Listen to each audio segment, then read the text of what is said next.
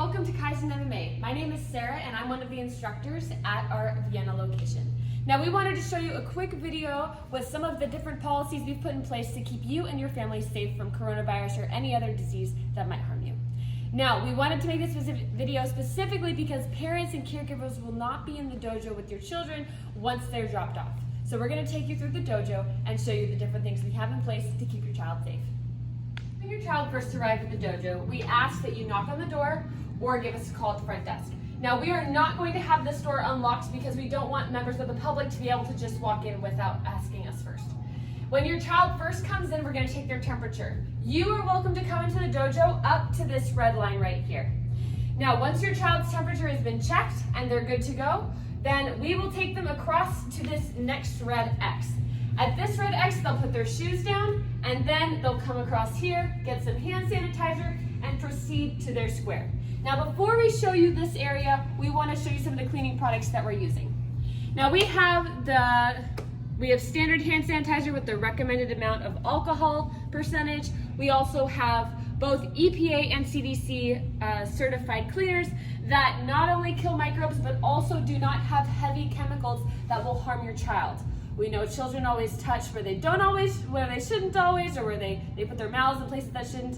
So we want to make sure that your child is safe from both disease and heavy chemicals. So we make sure to find a balance. Now, we want to take you onto the mat. We have arrows on the mat marking where children will walk. This will make sure that air circulation continues in one direction, and will also make sure that children don't run into each other as they're heading to refill their water bottles or use the restroom or to get help from a senpai or instructor. Now, we have marked areas for each child, and these are 6.5 by 6.5 feet. A little bit more than the CDC recommendation, just because we know children don't always stay where they're supposed to. We have red marks in the middle, so for when they're doing active activities such as karate, yoga, or another kind of workout, then they have a spot where they can be active and where they can also be appropriately far apart from their neighbor.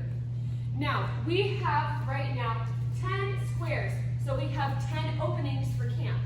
As the CDC says that coronavirus is less and less of a threat, we'll be lowering our restrictions so that we can have more and more join us for camp. But until then, we want to make sure that we're providing maximum safety. Now, we also want to mention that we have some hot spots marked around the dojo. Now, hot spots are places that people frequently touch. These would be things like door handles and light switches. And if we were to have a water fountain, it would be something like that. But because coronavirus is still an issue, we are not allowing people we don't have a water fountain, so we don't have that issue, but we're also not providing cups right now. So we do have our water spigot over here, and children are required to bring their own water bottle. They will be able to refill it, and if a senpai needs to help them, that will be available. With these red hot spots, they're marked with red tape.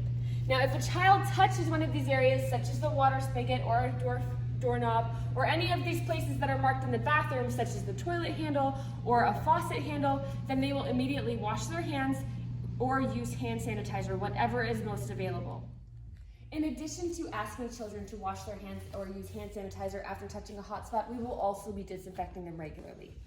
We have also minimized the spread of any disease or anything that can get on their hands by marking off the upstairs. The upstairs will not be available. That way we can make sure that the kids are all in one area with social distancing, but also making sure we have an easier way to keep it clean. Now, before we leave you, we want to talk a little bit about our schedule. When the kids come in the morning, they will be able to use their devices for educational games.